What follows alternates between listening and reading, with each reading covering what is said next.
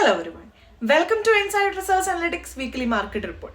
ഈ ഒരാഴ്ചയിലെ market report പ്രകാരം 2026 ഫെബ്രുവരി 9 മുതൽ 13 വരെയുള്ള സ്റ്റോക്ക് മാർക്കറ്റ് ന്യൂസ് ആണ് നമ്മൾ ഇന്നിവിടെ ഡിസ്കസ് ചെയ്യാൻ പോകുന്നത്. ഈ ആഴ്ച ഇന്ത്യൻ ഓഹരി വിപണികൾ വലിയ സമ്മർദ്ദത്തിലാണ് ക്ലോസ് ചെയ്തിട്ടുള്ളത്.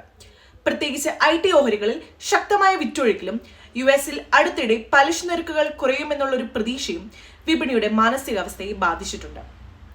ആഴ്ചയുടെ തുടക്കത്തിൽ വിദേശ സ്ഥാപന നിക്ഷേപകരുടെ നിക്ഷേപവും ഇന്ത്യ US വ്യാപാര കരാറിനെ ചുറ്റിപ്പറ്റിയ പോസിറ്റീവ് പ്രതീക്ഷകളും ഏഷ്യൻ വിപണികളിൽ നിന്നുള്ള അനുകൂല സൂചനകളും വിപണിയെ ഉയർത്തിയെങ്കിലും ആഴ്ചയുടെ മധ്യത്തിൽ ആഗോള സാമ്പത്തിക ഇൻഡെക്സുകൾ എല്ലാം തന്നെ മുൻനിർത്തി നിക്ഷേപകർ ജാഗ്രത പുലർത്താൻ തുടങ്ങി. ഫെബ്രുവരി 13 അവസാനിച്ച ആഴ്ചയിൽ സെൻസസ് 953.64 പോയിന്റ് താഴ്ന്ന് 82,626 ക്ലോസ് ചെയ്യുകയും നിഫ്റ്റി 222 പോയിന്റ് ഇടിഞ്ഞ് 27,471 ക്ലോസ് ചെയ്യുകയും ചെയ്തു. മിഡ് ക്യാപ് സ്മോൾ ക്യാപ് ഇൻഡെക്സുകളും കുറഞ്ഞത് വിപണിയിലെ വ്യാപകമായ ദൗർബല്യത്തെയാണ് സൂചിപ്പിക്കുന്നത്. ആഴ്ചയുടെ തുടക്കത്തിൽ വിപണി മികച്ച പ്രകടനമാണ് കാഴ്ചവെച്ചത്. തിങ്കളാഴ്ച സെൻസസ് 485 പോയിന്റ് ഉയർന്ന് 84,065 ക്ലോസ് ചെയ്തു. നിഫ്റ്റി 173 പോയിന്റ് ഉയർന്ന് 27,867 ക്ലോസ് ചെയ്തു. ചൊവ്വാഴ്ചയും ഉയർച്ച തുടർന്നു. എന്നാൽ ബുധനാഴ്ച ഏകദേശം വിപണി സമതലത്തിലായി. വ്യാഴാഴ്ച മുതലാണ് യഥാർത്ഥ പ്രോബ്ലംസ് തുടങ്ങിയത്. സെൻസസ് 558 പോയിന്റ് ഇടിഞ്ഞപ്പോൾ നിഫ്റ്റി 146 പോയിന്റ് താഴ്ന്നു. വെള്ളിയാഴ്ച വിപണി കൂടുതൽ തകർച്ചയിലേക്ക് നീങ്ങി. സെൻസസ് 1048 പോയിന്റ് ഇടിഞ്ഞ് നിഫ്റ്റി 336 പോയിന്റും ഇടിഞ്ഞു. ഇതിലൂടെ നിഫ്റ്റി 25,500 ലെവലിലേക്ക് താഴെ വീണത് നിക്ഷേപകരുടെ ആത്മവിശ്വാസത്തിൽ കൂടുതൽ പ്രശ്നങ്ങൾ ഉണ്ടാക്കിയിട്ടുണ്ട്. സാമ്പത്തിക രംഗത്ത് ചില അനുകൂല സൂചനകൾ ഉണ്ടായിരുന്നെങ്കിലും അവ വിപണിയെ പൂർണ്ണമായും പിന്തുണയ്ക്കാൻ കഴിഞ്ഞില്ല. 2026 ജാനുവരിയിൽ ഇന്ത്യയിൽ റീറ്റെയിൽ ഇൻഫ്ലേഷൻ 2.7 ആയി രേഖപ്പെടുത്തിയിട്ടുണ്ട്.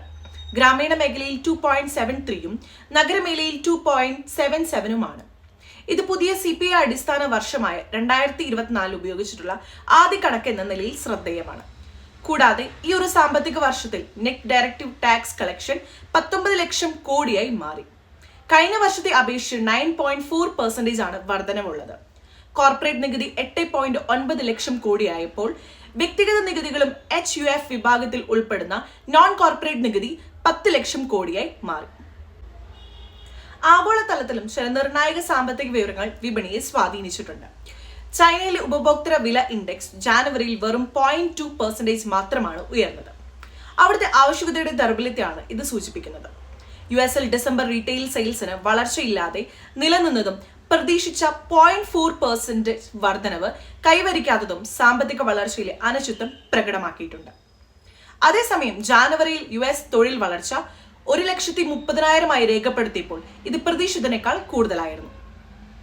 ഈ ശക്തമായ ജോലി വളർച്ച ഫെഡറൽ റിസർവ് പലിശ നിരക്കുകൾ ഉടൻ കുറയ്ക്കില്ല എന്നുള്ളൊരു ആശങ്ക വർദ്ധിപ്പിക്കുകയും അതുവഴി ആഗോള വിപണിയിലും ഇന്ത്യൻ ഓഹരി വിപണിയിലും നെഗറ്റീവ് സ്വാധീനം ചെലുത്തുകയും ചെയ്തിട്ടുണ്ട്. ഈ സന്ദർശനത്തിനിടെ 11 ധാരണാപത്രങ്ങൾ ഒപ്പുവെച്ചിട്ടുണ്ട്. വ്യാപാരം, സെമി കണ്ടക്ടർ മേഖല, ഡിജിറ്റൽ എക്കോണമി, ഹെൽത്ത് കെയർ, സുരക്ഷാ സഹകരണം എന്നിങ്ങനെ ഉൾപ്പെടെ. ഇതുകൂടാതെ തന്നെ മലേഷ്യ ഇന്ത്യ ഡിജിറ്റൽ കൗൺസിലുകൾ രൂപീകരിക്കുകയും NPCI പേയ്മെന്റ് നെറ്റ് ബന്ധം ആരംഭിക്കുകയും ചെയ്യുന്നതിലൂടെ ഇന്ത്യയുടെ UPI പേയ്മെന്റ് സംവിധാനം മലേഷ്യയിലും ഉപയോഗിക്കാൻ വഴിയൊരുക്കിയിട്ടുണ്ട്. എല്ലാവർക്കും നല്ലൊരു ഇൻവെസ്റ്റിംഗ് വീക്ക് നേരുന്നു. Thank you for watching.